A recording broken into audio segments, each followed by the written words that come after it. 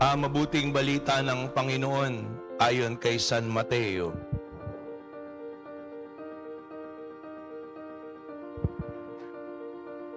Nang panahong iyon, winika ni Jesus sa mga tao, ang paghahari ng Diyos ay katulad ng kayamanang nakabaon sa isang bukid.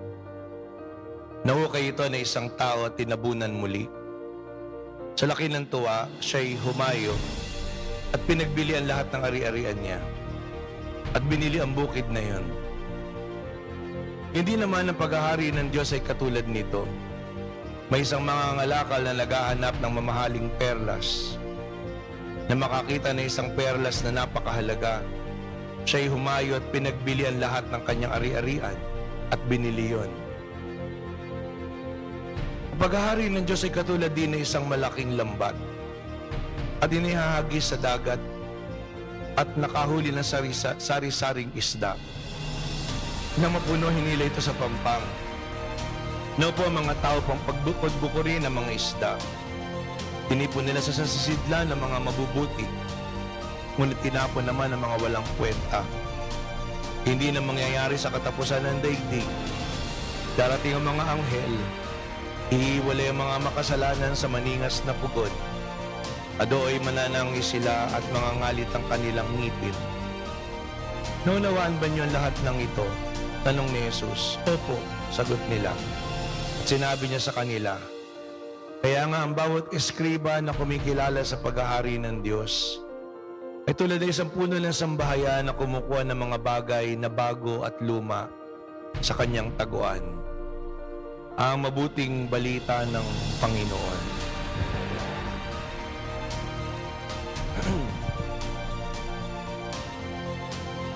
Magandang umaga po sa inyong lahat. Sa Ebanghelyo natin, patuloy na natutunghayan natin ang mga pangangaral ng Panginoon sa pamamagitan ng talinhaga. Talinhaga tungkol sa paghahari ng Diyos. Na ngayon ay inilalahad po sa atin na katulad na isang kayamanang nakabaon sa bukid, katulad na isang mamahaling perlas. At sa huli, nandun na katulad na isang malaking lambat na nakakakuha ng iba't ibang uri ng isda at pipilian ng mabuti at masama upang ang mga mabubuti ay sa huli makatagpo ng tunay na kasiyahan at mapasapiling ng Panginoong Diyos. At itong pinangaral ng Panginoon na kaharian ng Diyos na dapat ay pagsumikapan natin palagi. Nga lang, pagtitingnan po natin, tatanungin natin na ating mga sarili, ano nga bang itsura ng kaharian ng Diyos sa panahon natin ngayon? Makita natin yung kaharian ng Diyos, nahaharap tayo sa iba't ibang mga kaguluhan. Yung digmaan, akala mo sakit ng tiyan. Depende kung sino, kung China o Amerika o Russia. Na sa halip na bilang malalaking bansa ay tumulong at tumupong sa maliliit ay mangapi o manakop.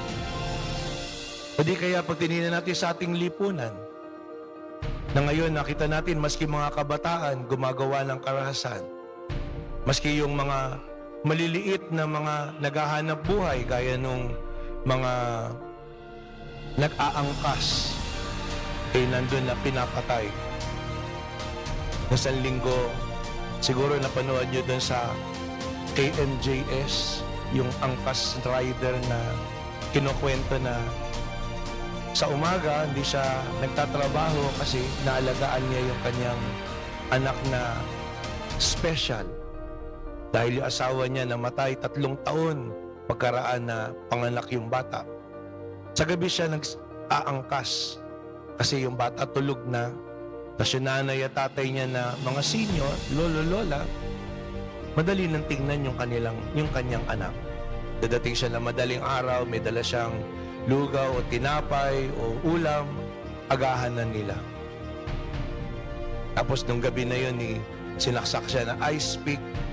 Pagkaraan, tinangay pa yung kanyang motor, nang hold up pa uli sa ibang lugar, nanaksak pa uli doon. nung tinanong yung ini-interview yung nanay, yung lola, kinukwento niya yun. Sabi niya, gustuin ko mamamatay yung tao na yun na pumatay sa aking anak. Hindi na maibabalik nito yung buhay ng aking anak. Tapos sa huli, kinakausap niya yung anak niya, bakit nandiyan ka? Nakakaantig ng kalooban yung palabas, kaya sana nga dininig din yun ng mga tao na may magandang kalooban. At pangunahin, yan ang mga dapat pwede naman bigyan talaga na ayuda ng gobyerno, tulong lahat para maitawid. Kaya lang nandun pa rin yung tanong, bakit nandyan siya? At yung nakagawa na yun, balik-balik. At hindi sila gumawa ng batas na yung mga recidivist talagang hindi na umulit at nandun na ireforma talaga sa loob ng piitan. Kaya lang anong pinag-iba nun? Doon sa mga mandarambong na hindi ati milyon-milyon lang, naging bilyon-bilyon, ngayon naging trilyon. Kung tinignan po natin, ano nangyari?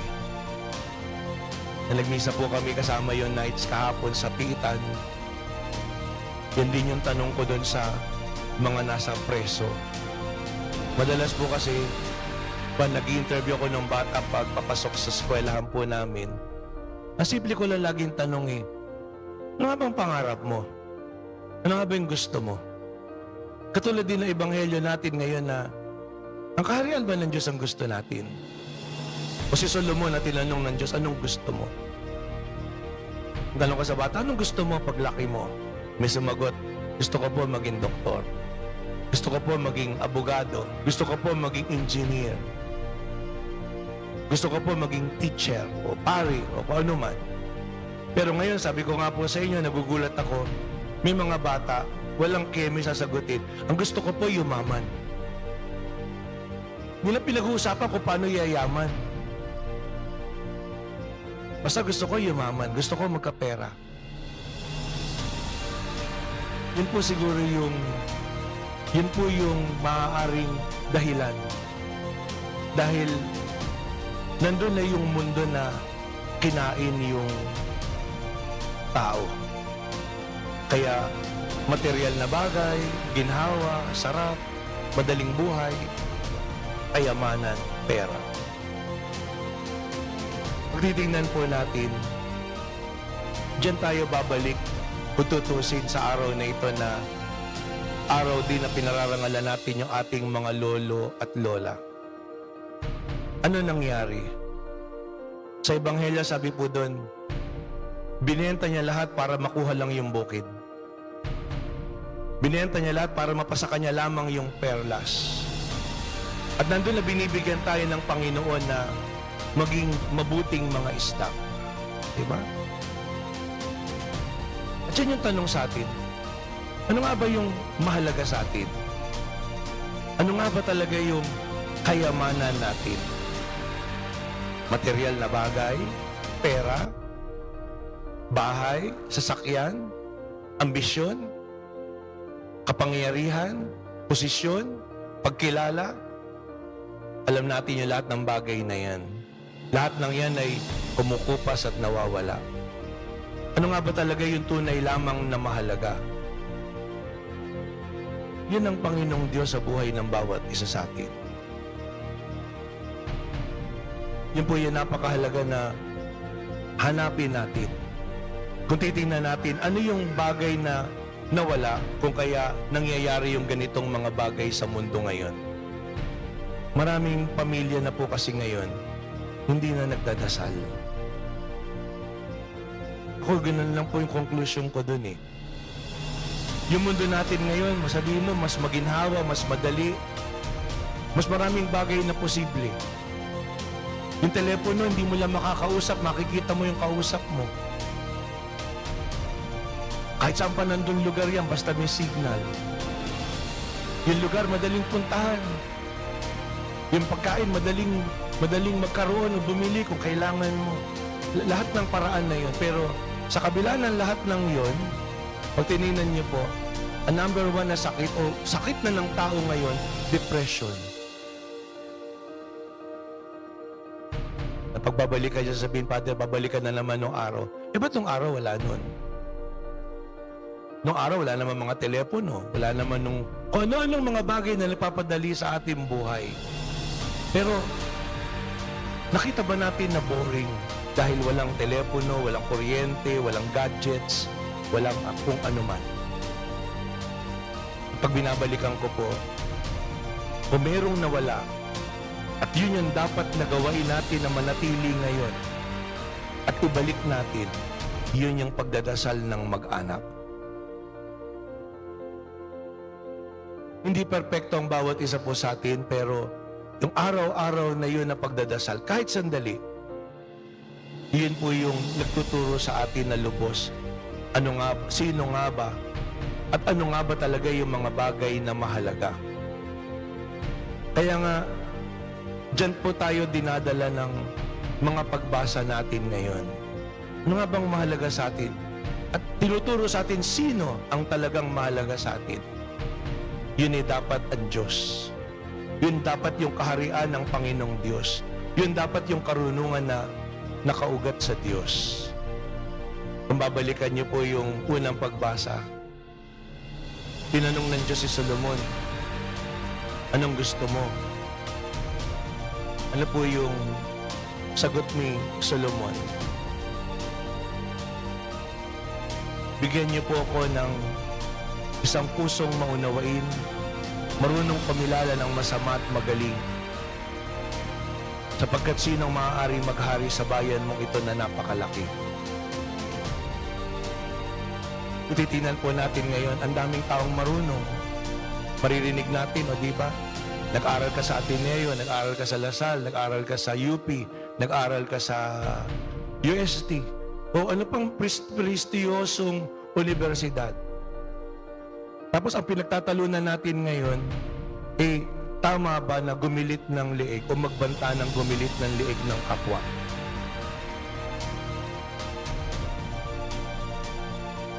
Kung nasa bahay ka, maririnig sa iyo ng magulang mo yun. Sasabihin mo sa kapatid mo, gusto kitang gilitan ng leeg o putulang kita ng leeg pag di ka pa nagtigil. Sigurado po ako, ingungudgud ng magulang mo yung mukha mo doon sa pinggan. Walang hiya ka. Ganyan yung gagawain mo. Hindi mo kailangan mag-aral sa eskwelahan para matutunan mo anong masama at ano yung mabuti. Pero dahil sa karunungan ng tao, pwede niyan lukoy yung sarili niya na hindi yan banta. Di ko lang masabi doon sa mga tao, sige nga, kung sasabihin niya ng kaklase niya sa anak mo, anong gagawain mo? Saka lang siya mapapaisip. Pag tinignan po natin, saan yan? Sa pamilya natin. Yung mga lolo't lola natin marahil mahina. Pero kung natatandaan ko po sa timpo ko, pag umuwi kami, simple lang yung buhay dun Nanonood ka ng TV sa gabi, papaalam ka pa sa kapitbahay kasi di lahat may TV, nakikipanood yung kapitbahay. Mamamasyal kami basta kailangan, kahit saan ka makarating, basta alas 6 nasa bahay ka. Kasi magdadasal. Pag binabalik ako yung mga pangaral, sasabihin lang lagi ng mga lolo't lola sa mga apo, napakabait kayo ha. Maging masunurin kayo sa magulang niyo. Mag-aaral kayong mabuti. At pagka nagsalita ka ng pangit, o di kaya masama, ano sasabihin sa'yo? Matakot ka sa Diyos. O minsan parang sirampla yung mga bagay na maririnig natin, pero yan ang tunay na aral. Kaya nga si Solomon, pinuri ng Diyos. Sabi niya, hindi ka humiling ng para sa sarili mo, mahabang buhay o kayamanan. Hindi mo hiniling sana ma-impeach yung mga kapatid ko nang hindi nila ako mapatay o kung ano man. Wala siya hiniling. Ang hiniling niya, karunungan. Karunungan na Karunungan na nakaugat sa Diyos. Dahil yun ang pinakamahalagang yaman ng bawat isa sa atin. At wala napakagandang lugar para maranasan natin at maunawaan natin ano yung kabutihan ng pagkatao, ng pag-ibig sa Diyos at sa kapwa, kundi sa ating sariling pamilya. At pag lumapit po tayo sa Panginoong Diyos, hindi ibig sabihin kinalimutan natin yung kapwa natin. Sa katunayan, pag lumapit tayo sa Panginoon, hindi maaaring hindi tayo maging mabuting tao. Hindi maaaring hindi tayo magmahal ng tapat at lubos sa ating kapwa. Dahil yun ang aral ng Panginoong Diyos. Yun ang paghahari ng Panginoong Diyos. Kaya nga sa huli, ano po yung mabuting isda at masamang isda? Diba? Tingnan niyo yung katabi niyo una. Ano kaya yung kayamanan niya? Yung bang mga hikaw, yung mga alahas, yung mga kumikinang, yung bang sasakyan, yung panggamit, yung bahay? Sabi na Ebanghelyo natin, ang pinakamahalagang kayamanan sana natin ay ang Panginoong Jesucristo. Na kaya ka nagigiliwan sa katabi mo, sa kasama mo, hindi dahil may pakinabang ka, kundi dahil nararamdaman mo ang pag-ibig ng Diyos. At yun po yung langit. Gusto ko yung quotation na yun eh. Is heaven far? Malayo ba talaga ang langit? No. If you live close to God, it's right where you are. Ang banal na Eucharistia, yan kung tutuusin, sabi ni San Juan Crisostomo, ang langit sa lupa. Kasi tuwing tayo nagsisimba, hindi lang tayo yun nandito. Nandyan pati mga anghel na sumasamba sa Diyos. At nandyan ang Panginoon ay binibigay ang kanyang sarili sa bawat isa sa atin. At yung mabuhay na nandoon sa presensya ng Panginoon ay yung mapuno ng kanyang pag-ibig. Kaya nga ang tanong ay, anong klaseng isda tayo? Paano mo nga ba sasabihin yung isda ay mabuti o masama? Diba? Tingnan mo nga, ano bang klaseng isda yan? Malaking isda ba o maliit na isda? Bilis ba kung payat? O bubondat kung malaki? O sabihin mo pa, arapayma, para milyon ang halaga. Pero walang kwentang isda din po yun. Ang tunay na may kwenta, yung sardinas, o yung galunggong o bangus. Bakit? Kasi yun yung mayroong kabutihan na dinudulot sa iba. Kaya nga po, dyan magandang tingnan natin, sa banal na Eucharistia, ang hangad ng Diyos ay patuloy tayong panibaguhin. Kaya nga ang mission po natin, lagi tayong magdasal. Ang mga lolo-lola natin, yan yung napakagandang maituturo sa atin at tinuturo sa atin. At dalahin tayo sa banal na Eucharistia. Maraming mga apo, bagamat akala mo, inaalalayan mo lang yung lolo-lola mo, pero sa bandang huli, yun yung napakagandang biyaya na binigay sa atin. Dalhin tayo sa banal na Eucharistia. Dahil sa banal na Eucharistia, anong gusto ng Diyos? Sa dulo ng misa, sinasabi sa atin, humayo kayo. Hindi gusto lang ng Panginoon na nandito tayo na nagsisimba. Hindi lang gusto ng Panginoon na tanggapin natin siya sa banal na Eucharistia.